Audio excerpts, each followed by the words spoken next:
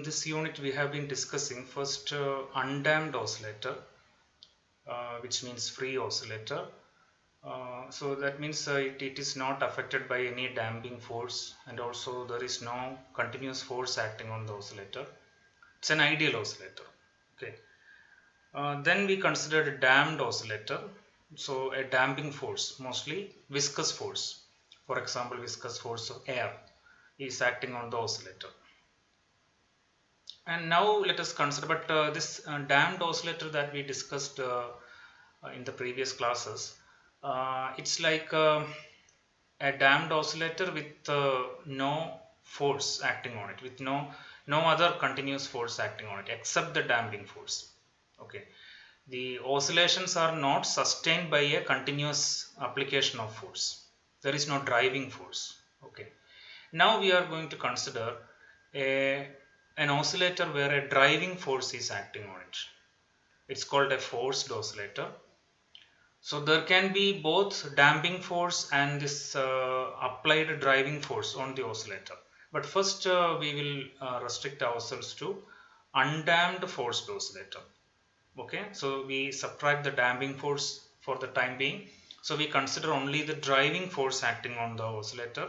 So such an oscillator is called an undamped force oscillator. We can also call it an undamped, instead of forced oscillator, we can, another name used is driven oscillator. Okay, undamped driven oscillator. So it is being driven or by some applied force. So that applied force is often called driving force. So let us assume that a driving force, a harmonic driving force is acting on the oscillator like this. The applied force is, it's a time dependent force, and the time dependence of the force is simple harmonic. Okay, so f0 is the amplitude of the force, and frequency of the force is omega. So it's an oscillatory force. Okay, like an electromagnetic wave or some oscillating force. So this is our driving force. Now all driven forces need not be like this, but there are many situations where the driving force can be oscillatory. There are many practical situations where the driving force can be oscillatory. For example, a vibrating atom subjected to an external electromagnetic field. Okay, so the vibrating atom is an oscillator, and the external electromagnetic field is the driving force, and this driving force is also oscillatory. So that is one such case. So there are a large collection of problems, collection of situations, practical situations where the driving force can be oscillatory. So let us assume that this is the driving force acting on the oscillator and it is undamped. So for the time being we are not considering the effect of damping. So let us start with the equation of motion. So the Newton's second law of this oscillator we can write as mass into acceleration is equal to total force acting on the oscillator. Now the restoring force is there, minus kx, plus this force, that is f0 cos omega t. Again, remember that this omega is the angular frequency of the driving force. The natural frequency of the oscillator is omega 0, which is different. This is square root of k by m. Okay, so omega is different from omega 0. Omega is the characteristic property of the applied driving force. So this is the equation of motion. So let us try to rearrange them. So we can write it as mx. I am taking all the terms to the one side. So plus kx. Okay, let us rewrite it like this. Let us keep the force term on the right side. So we get like this. Mx double dot plus kx is equal to f0 cos omega t. Let us call it equation 1. This is the equation of motion, and now we want to find the solution of this. And first of all, let us see that it's a non-homogeneous differential equation. So what's a homogeneous equation? What's a non-homogeneous equation? If all the terms in the differential equation contain the unknown variable, okay, then we call it a homogeneous equation. all the terms contain the unknown variable. In this particular equation, the unknown variable is x, the displacement at the time t. So here we can see that this first term, it contains second derivative of the unknown variable, d square by dx dt square of x. Second term contains x. So the first term contains second derivative of the unknown variable, second term contains the unknown variable itself. And if you look at the term on the right side, f0 cos omega t, there is no x here. Okay, so in this case, left hand side contains, each term contains either the unknown variable or its derivative. Okay, if all the terms contain either the unknown variable or its derivative, then it's a homogeneous equation. So our equation, the term on the right hand side does not contain this unknown variable. So this is a non-homogeneous differential equation. Okay, so a non-homogeneous differential equation is one where at least there is one term which does not contain the unknown variable. Okay, so this is a non-homogeneous differential equation. We will come back to that point a little later. Okay, so how do we propose to find the solution? So we start with the trial solution. Here in equation 1 we can see that the right hand side is oscillatory. It varies like cos omega t. Okay, now left hand side contains position x and its first second derivative. So we can make a trial solution such that, so the solution of this equation must be some form of x. I mean x is the solution of this equation, x at the time t. So let us propose that this solution must behave, okay, the left hand side, I mean x contains only there on the left hand side. The right hand side varies like cos omega t. So it is, let us propose that the left hand side, the solution of the left hand side should also vary like cos omega t. Okay, that means let us say the trial solution x of t is equal to some constant a times cos omega t. Look at that, the frequency omega is the same as the frequency of the driving force. The frequency of x that we propose in the trial solution is the same as that of the driving force. Okay, so the logic is x is there only on the left hand side. Then in equation 1, x should behave in the same way as the right hand side of the equation. Since right hand side varies like sinusoidally like cos omega t, left hand side also may vary like that. So we propose the trial solution as a cos omega t. So let us substitute this on the left hand side. So if x is a cos omega t, then what is x dot? X dot is minus a omega sin omega t. Derivative of cos omega t is minus sin omega t. Find x double dot. Then we get minus a omega square. Again, derivative of sin omega t is cos omega t, right? With an omega coming outside. So minus a omega square cos omega t. So let us substitute this in equation 1. Then equation 1 becomes x double dot is minus a omega square cos omega t. So we have minus m omega square a cos omega t plus k times x is a cos omega t again equals, right side is f0 cos omega t. Okay, so let us combine the terms on the left side. So we can write this as a is common, and I am taking a cos omega t outside. So we can write this as a times k minus m omega square cos omega t equals f0 cos omega t. Okay, so let us call it equation 2. Now, now in this equation, left hand side can be equal to the right hand side. Okay, provided the amplitude a, this is an unknown term, right? In the trial solution, this amplitude a must be equal to f0 divided by k minus m omega square. Okay, if a is equal to f0 by k minus m omega square, then we can say that left hand side and right hand side will be the same. The equation will be satisfied. Okay, so our trial solution will satisfy equation 1, okay, provided only if its amplitude A is equal to f0 by k minus m omega square. So let us accept that. Therefore, what is our solution now?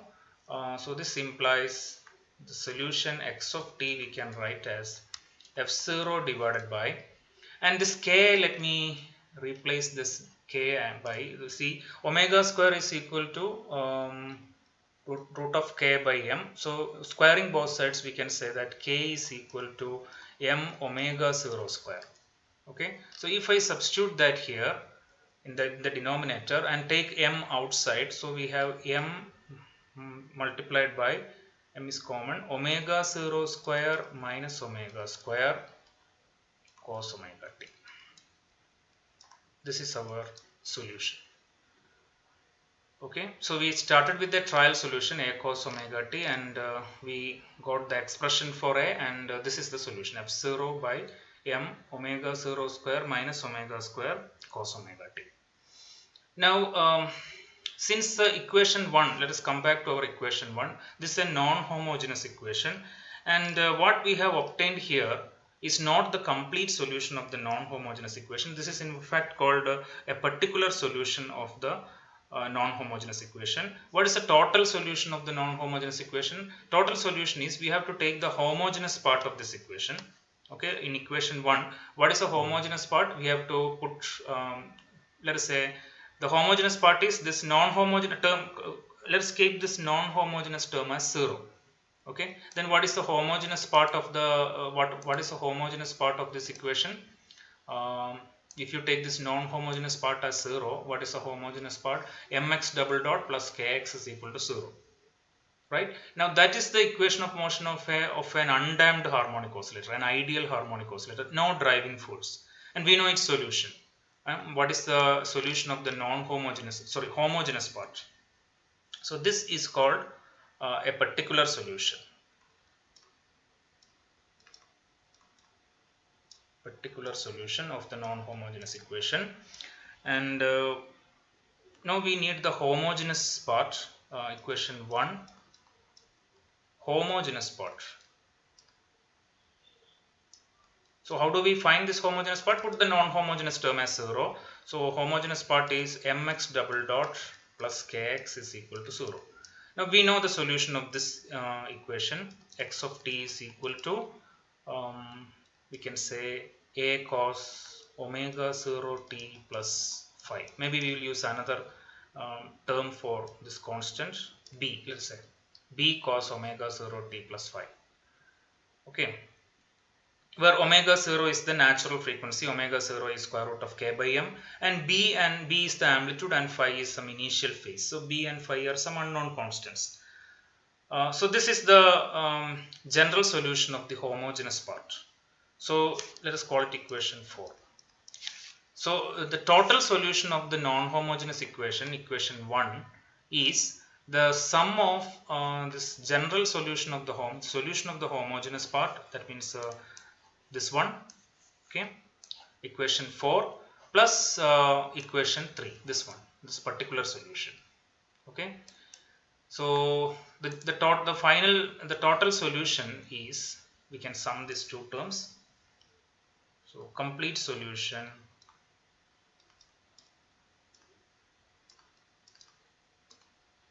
of equation 1 is x of t, position at any time t, is the particular solution, that is f0 by m times omega 0 square minus omega square cos omega t plus the constant b cos omega 0 t plus phi, equation 5. So equation 5 is the complete solution of the equation of motion of an undamped forced oscillator, okay, or undamped driven oscillator. Now let us pause here and let us compare the solutions of the three types of harmonic oscillator that we have studied now. For an ideal harmonic oscillator or an undamped harmonic oscillator, let me call it ideal oscillator or simply undamped oscillator.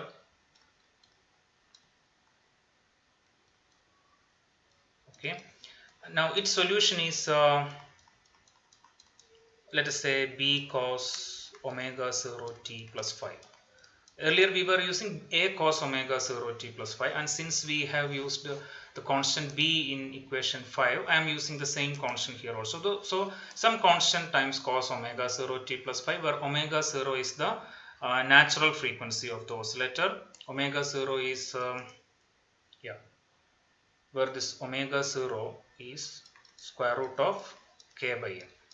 This is the natural frequency of the oscillator, and b and phi are two unknown constants which we can evaluate from supplying the initial conditions, right? Maybe the position and velocity at the time 0. Okay, now consider damped oscillator.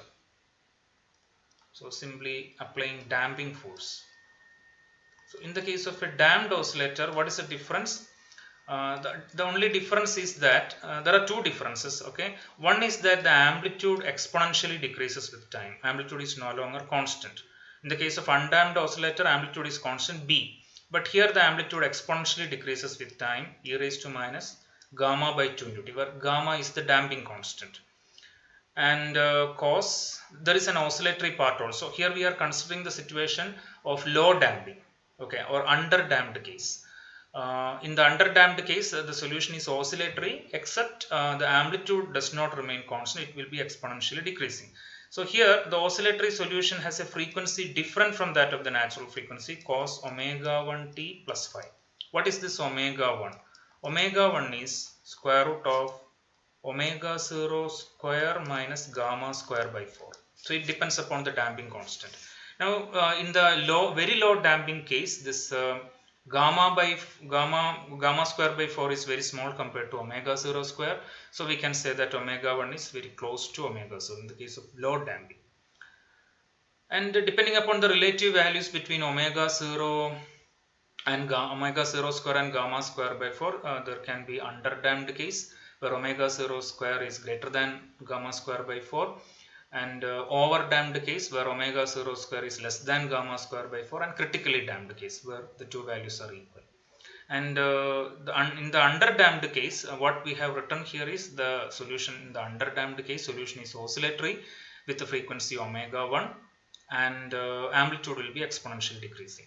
So we have considered the solution of an ideal oscillator or an undamped oscillator, oscillatory solution with the amplitude being constant, and then we considered the solution of damped oscillator. In the underdamped case, the solution is still oscillatory with a different frequency, and the amplitude will be exponentially decreasing. Now when you come to forced oscillator or a driven oscillator, in the case of an undamped forced oscillator, this is the solution. Okay, there is this part that of an ideal oscillator, homogeneous solution of the homogeneous equation, and there is this particular solution. Okay, so general solution of the homogeneous equation and this particular solution. Okay, now we can see that as this is undamped case, right? Undamped forced oscillator. Suppose damping effect is also present, then what will be the difference? The difference is that this particular solution will be the same, but here the amplitude of the general solution of the homogeneous part, the amplitude of this oscillatory part will be exponentially decreasing, just like here. Okay, just like here.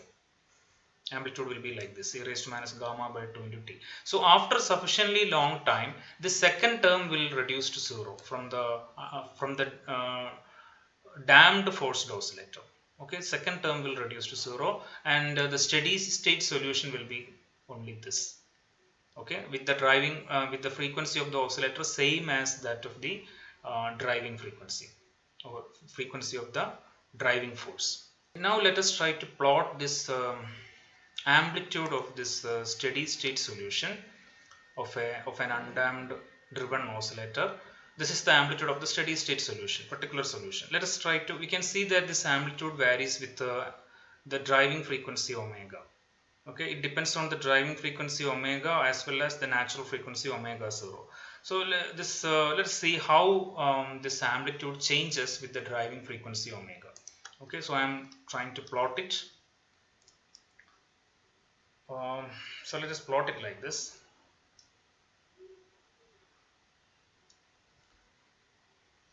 amplitude A, how it varies with angular frequency omega. So what is the equation for the amplitude?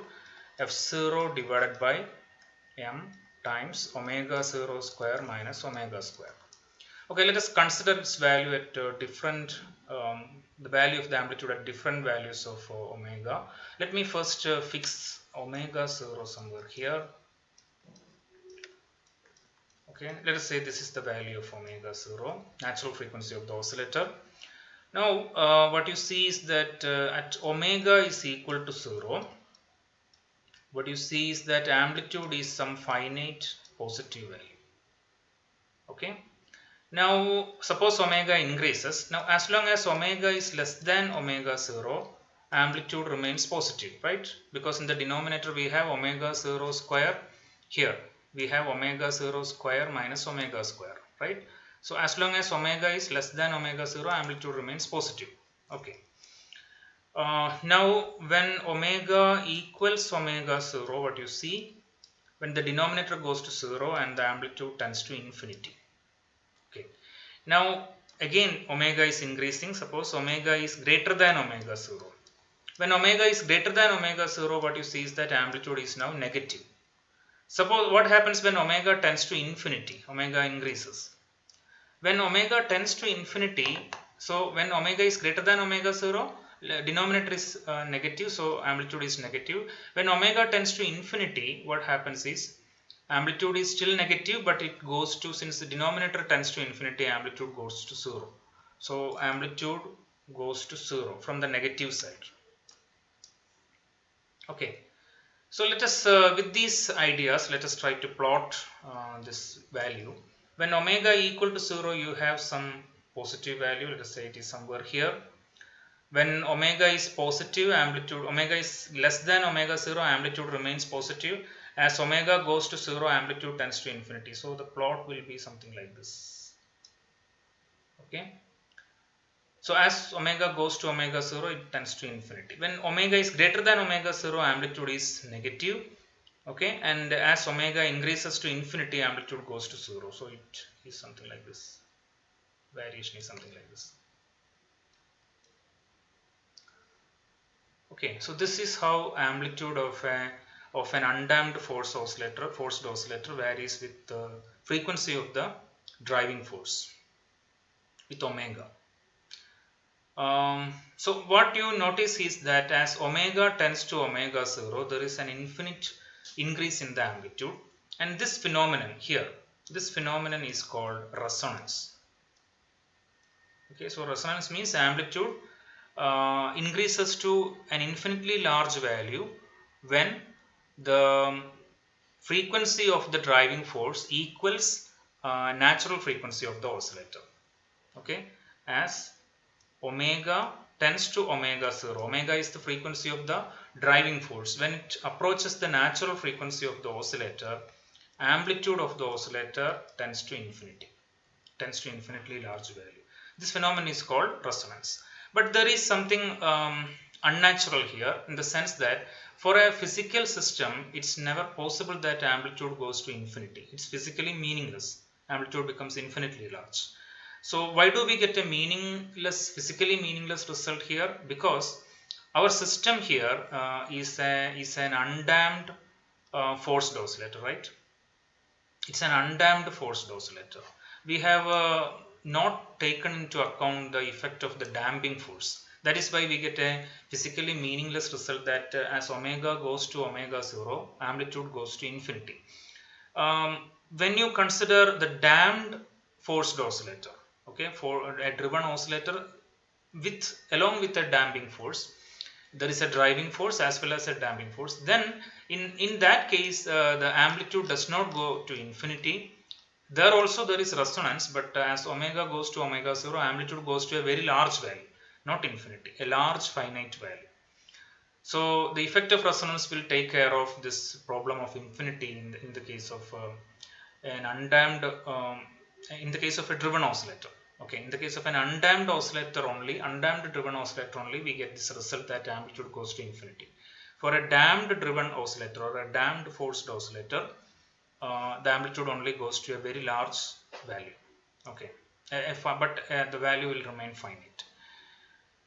And another point from this variation in amplitude is what you can take into account is we have seen that as omega is less than omega 0, amplitude is positive. Amplitude is positive means if a driving force varies like cos omega t, the displacement also varies like cos omega t, because remember that our trial solution for displacement is a cos omega t. So if amplitude is positive, the variation in the displacement is in phase with the variation in the driving force. So this is our conclusion. As omega is less than omega 0, x of t, that is we can say amplitude is positive, which implies x of t varies like cos omega t, okay, when the applied force F varies like cos omega t. F is F0 cos omega t. So the driving force and the displacement are in phase, we can say. Driving force and the displacement are in phase. That means they behave identically in the same way. What about when omega is greater than omega 0? Okay, we know that as omega is greater than omega 0, amplitude is negative. What does it mean? Amplitude negative means what? See here, omega is less than omega 0. From the expression also we can see that as omega is greater than omega 0, amplitude is negative. Graphically we can show it like this. So what is meant by negative amplitude? It means that x of t varies like minus cos omega t. Remember, x of t is a cos omega t. So x of t varies like minus cos omega t when driving force varies like cos omega t. Okay. So one driving force is varying like cos omega t, whereas displacement is varying like minus cos omega t. But this minus cos omega t is just like cos omega t plus pi. Cos omega t plus pi is minus cos omega t. It will go to the third quadrant. So it is minus cos omega t. So this minus sign only means that amplitude, this displacement and driving force are varying with a phase difference of pi. See, driving force varies like cos omega t, okay. Displacement varies like minus cos omega t, which means cos omega t plus pi. So if driving force is varying like cos omega t, displacement is varying like cos omega t plus pi. So we can say there is an out of phase. They are out of phase by an angle pi. Okay. So the conclusion is that here driving force and displacement of the particle are out of phase by an angle pi radian or 180 degree. Okay, so below this omega 0 is also called a resonance frequency. The natural frequency of the oscillator is called resonance frequency, because when the frequency of the driving force approaches this natural frequency, we get large amplitude. Okay, in this case infinite amplitude, but for a damped forced oscillator it's only a large amplitude. So at below the resonance frequency, when the driving force is here below the resonance frequency, amplitude is positive, which means that the displacement and the driving force are in phase. Okay, both vary like cos omega t. Now when when omega is above the resonance frequency, when the driving frequency is above the resonance frequency, amplitude is negative, which means that displacement and driving force are out of phase by an angle 180 degree or pi radian. Displacement leads by an angle pi radian. It's like its phase is omega t plus pi. So that's the meaning of the negative amplitude. Okay, displacement varies like minus cos omega t, or like cos omega t plus phi. So there is a the displacement and driving force are out of phase by an angle 180 degree. It means that when the frequency of the driving force varies across this um, resonance frequency or natural frequency of the oscillator. Below the resonance frequency, they are in phase, displacement and driving force are in phase. Just above the resonance frequency, the displacement and the driving force are out of phase by 180 degree. So there is a phase change of 180 degree across the resonance frequency.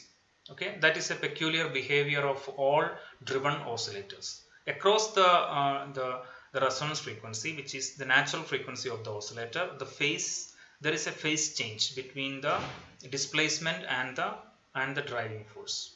Okay, below the resonance frequency, displacement and driving force are in phase. Above the resonance frequency, they are out of phase by 180 degree. So this is a characteristic property of all the oscillating systems.